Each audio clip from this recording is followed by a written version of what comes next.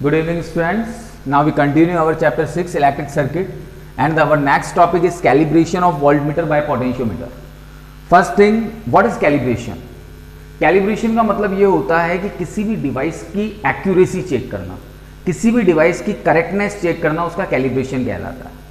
अब यहां पर हम बात कर रहे हैं कैलिब्रेशन ऑफ वोल्टमीटर की। तो वोल्टमीटर की एक्यूरेसी चेक करना, वोल्टमीटर की से जो वोल्टेज की रीडिंग आ रही है उसको चेक करना, उसको चेक करके ये पता लगाना कि ये वोल्टमीटर रीडिंग सही दे रहा है या नहीं दे रहा है, उसको किसकी हेल्प से चेक करना, पोटेंशियोमीटर की हेल्प से चेक करना, क्या कहलाता है, calibration of voltmeter by potentiometer. तो अगर मैं सिंपल वर्ड्स में इसको डिफाइन करता हूं तो हम कहते हैं कि the calibration of voltmeter is the process of checking the accuracy of voltage which measured by the voltmeter. यानी वोल्टमीटर जो वोल्टेज को मेजर कर रहा है, उस वोल्टेज को मेजर करने की जो एक्यूरेसी है उस वोल्टमीटर की, उसे चेक करना ही क्या कहलाता है, कैलिब्रेशन कहलाता है। और चेक आप किसकी हेल्प से कर रहे हैं, पोटेंशियोमीटर की हेल्प से कर रहे हैं। जब मैंने ये चैप्टर स्टार्ट किया था तो उस टाइम मैंने आपको बताया था कि वोल्टमीटर और पोटेंशियोमीटर में क्या डिफरेंस होता है। वोल्टमीटर के अंदर करंट का कुछ डिवीजन वोल्टमीटर गेन कर लेता है, इस वजह से एक प्रॉपर पोटेंशियल वो दिखा नहीं पाता, प्रॉपर पोटेंशियल वो शो नहीं कर पाता। जबकि पोटेंशियोमीटर जीरो डिफ्लेक्शन मेथड पे वर्क करता है, that means there is no division of current, so it gives the correct value of the voltage. तो it is the major difference in between the voltmeter and the potentiometer. तो calibration के अंदर होता क्या है कि जो वोल्टमीटर ने वोल्टेज मेजर किया है, उस वोल्टेज की एक्यूरेसी पोटेंशियोमीटर की हेल्प से चेक करना, it is called the calibration. उसको हम क्या कहते हैं, कैलिब्रेशन। तो यहां पर जब हम कैलिब्रेशन ऑफ पोटेंशियोमीटर की बात करते हैं तो उसके लिए भी हम एक सर्किट अरेंजमेंट लेते हैं। तो उस सर्किट अरेंजमेंट के अंदर देखिएगा क्या क्या करते हैं। सबसे पहले वही पोटेंशियोमीटर का हम प्राइमरी सर्किट बनाते हैं। तो प्राइमरी सर्किट के अंदर यहां पर एक बैटरी हो गई, ये आपकी यहां की हो गई, ये आपका रियोस्टेट हो गया,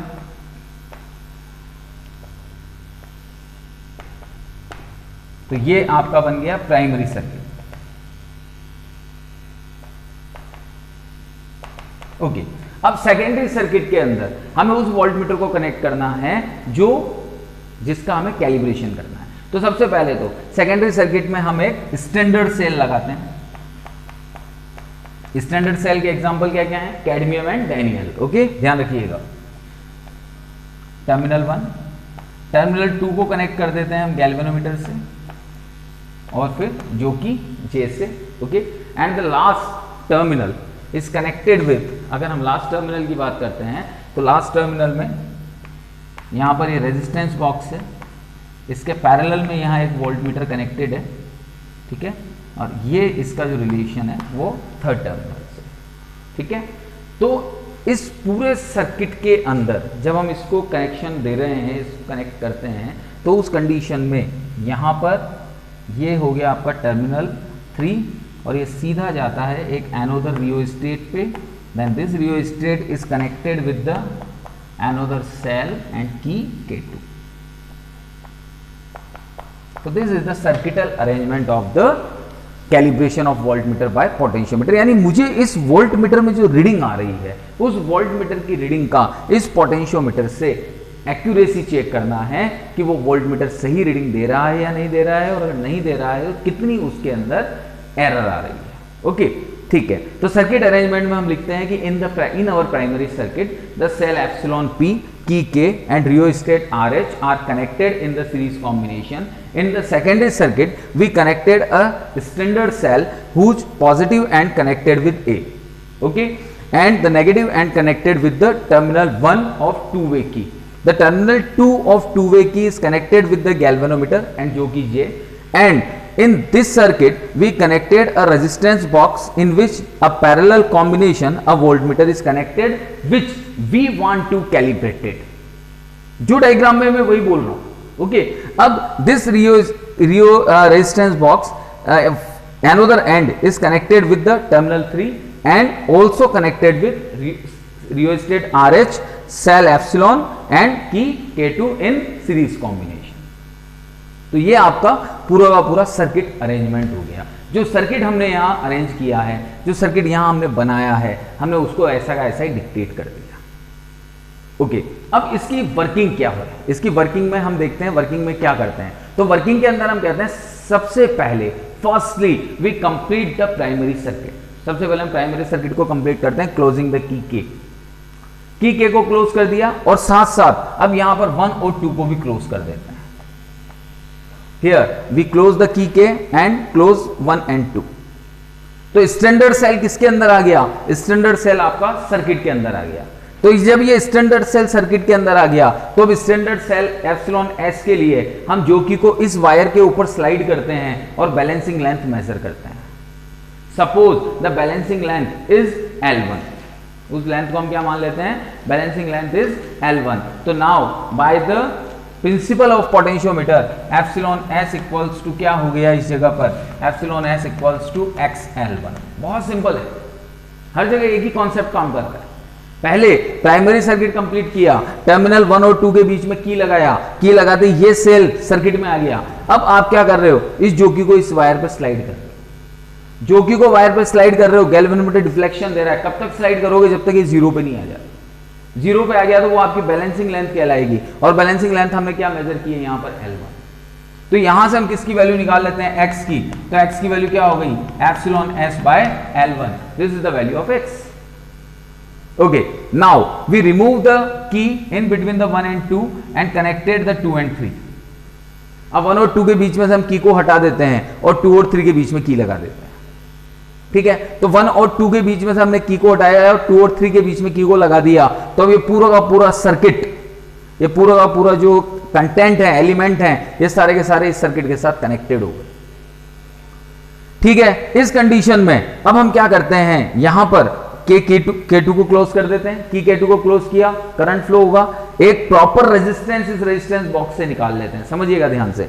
की K2 को कनेक्ट किया, कनेक्ट करते ही करंट फ्लो हुआ। यहां से मैंने एक रेजिस्टेंस निकाल लिया। रेजिस्टेंस बॉक्स के अंदर मेनी रेजिस्टेंसेस होते हैं, तो सपोज 1 ओम का रेजिस्टेंस मैंने यहां से पुट आउट कर लिया। तो जब मैं एक 1 ओम का रेजिस्टेंस यहां निकालूंगा तो वो करंट उस 1 ओम के रेजिस्टेंस के एंड्स पे क्या क्रिएट करेगी, पोटेंशियल डिफरेंस।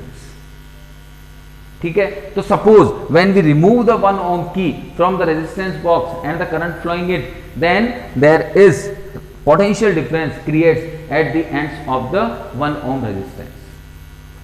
ठीक है, इस पोटेंशियल डिफरेंस के लिए हम क्या करेंगे, यहां पर इस जोकी को स्लाइड करेंगे, इस जोकी को स्लाइड करेंगे और बैलेंसिंग लेंथ निकालेंगे। तो suppose the balancing length is L2। Balancing length क्या मानी अब, L2। तो यहां पर V डैश इक्वल्स टू आ गया तुम्हारा XL2। यहां से हम x की वैल्यू पुट कर देते हैं, तो epsilon s by L1 into L2, या फिर epsilon s L2 by L1। Okay, अब यहां पर हम ये कहते हैं कि जब हमें b की वैल्यू फाइंड आउट करनी है, तो जब V निकल जाएगा, V किससे निकलेगा, जब आपने यहां से 1 ओम का रेजिस्टेंस निकाला, तो 1 ओम का रेजिस्टेंस निकाला, तो रेजिस्टेंस निकालते ही यहां पर जो वोल्टेज आएगा, यहां पर जो वोल्टेज आएगा, रेजिस्टेंस निकालते करंट फ्लो हुआ, करंट फ्लो होते 1 ओम रेजिस्टेंस के एंड्स पे क्या क्रिएट हुआ, पोटेंशियल डिफरेंस। उस पोटेंशियल डिफरेंस को किसने मेजर किया, वोल्ट मीटर ने, तो वो वैल्यू तो हो गई V। और पोटेंशियोमीटर ने जो मेजर किया वो कितना किया, V डैश। तो जब आप यहां डिफरेंस निकालेंगे डेल्टा V, तो डेल्टा V क्या आएगा, V माइनस V डैश। तो डेल्टा V जब आप निकालेंगे तो V माइनस V डैश आएगा। अब नेक्स्ट रीडिंग में आप क्या करेंगे, प्रैक्टिकल है, तो नेक्स्ट रीडिंग में आपने वापस क्या किया, फिर यहां से 2 ओम निकाला, 2 ओम निकाला, 2 ओम निकालते फिर V ने रीडिंग दी, और फिर इसके लिए आपने बैलेंसिंग लेंथ निकाल दी, 3 ओम निकाला, फिर दी। तो हर बार डेल्टा V की वैल्यू क्या आएगी, अलग अलग आएगी। तो अब हम क्या करते हैं, यहां पर डेल्टा V और V के बीच में ग्राफ प्लॉट कर देते हैं, और डेल्टा V और V के बीच में जो ग्राफ प्लॉट होता है वो ग्राफ प्रैक्टिकल ग्राफ है। तो जैसा ग्राफ हमने बना रखा है वो प्रैक्टिकल वैल्यूज से बना हुआ ग्राफ है, तो उसको प्रैक्टिकल वैल्यूज के बेसिस पे हम यहां बनाते हैं। This one is V and this one is delta V equals to V minus V dash. Okay, तो इसको प्रैक्टिकल वैल्यू के बेस पे जब हम इस ग्राफ को बनाते हैं, then we get this type of curve. ये कर्व आ जाता है, तो ये वैल्यूज अलग अलग आती है, कितनी वोल्टेज पर कितना है, तो ये सब प्रैक्टिकल के बेसिस पे होता है। तो इस तरह से ग्राफ हमें मिलता है, तो इसे बोलते हैं कैलिब्रेशन। यहां पर आपने क्या किया, यहां पर आपने ये किया कि आपने वोल्ट मीटर में जो वैल्यू मिली V, उसको पोटेंशियोमीटर की वैल्यू V डैश के साथ में कंपेयर कर दिया, उसको सब्सट्रैक्ट कर दिया। सब्सट्रैक्ट करके आपने एक्यूरेसी चेक कर ली, सब्सट्रैक्ट करके आपने डिफरेंस निकाल लिया, और यही डिफरेंस यहां पर क्या कहलाएगा, डेल्टा V। Got it? तो this is the calibration of the voltmeter. अब हम बात करते हैं यहां पर नेक्स्ट टॉपिक की,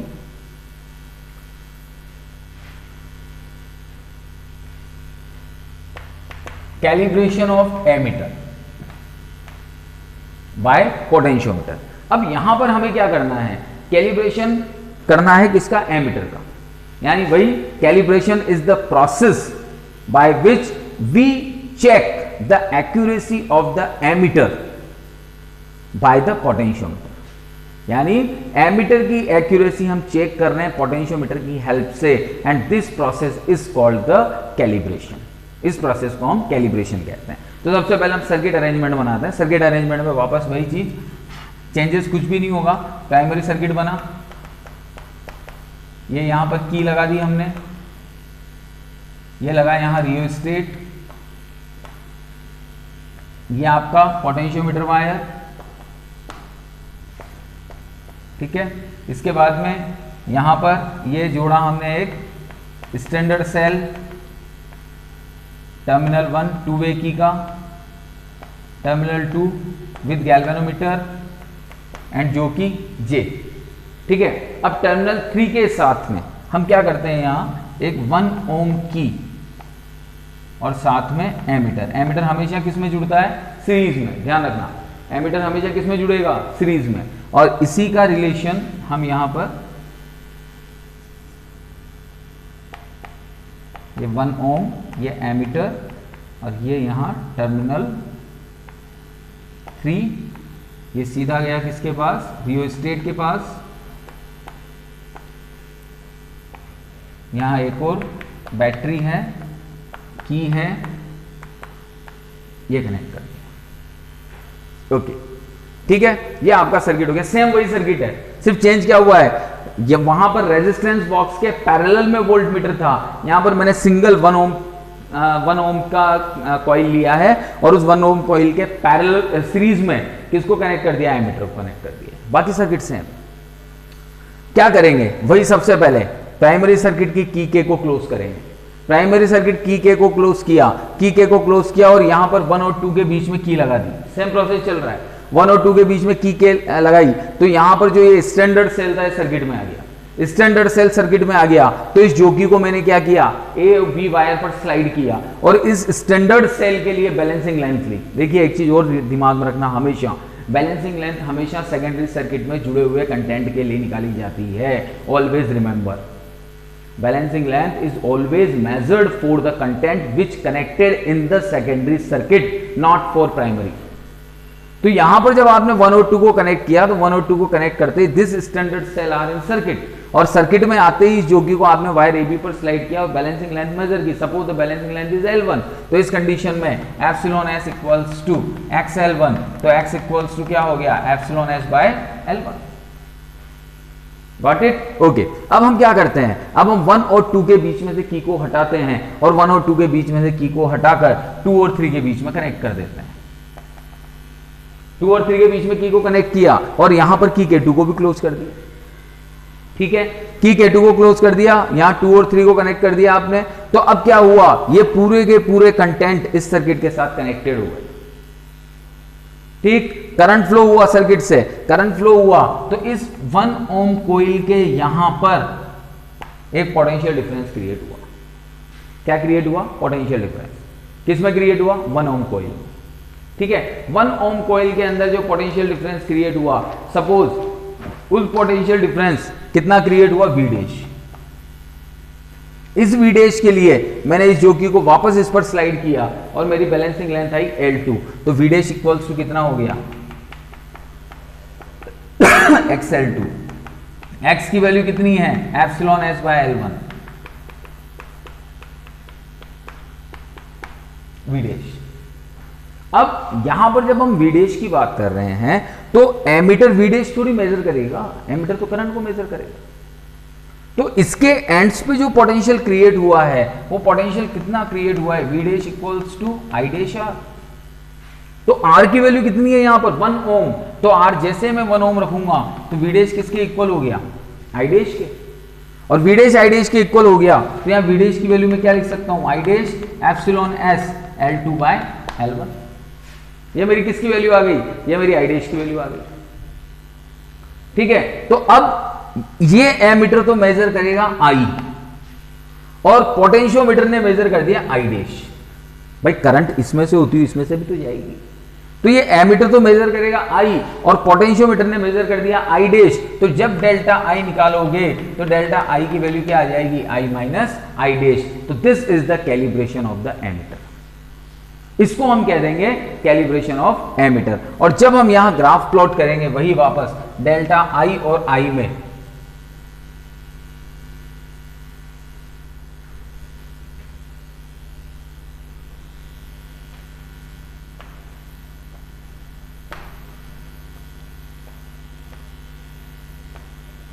तो कुछ इस तरह का ये ग्राफ है।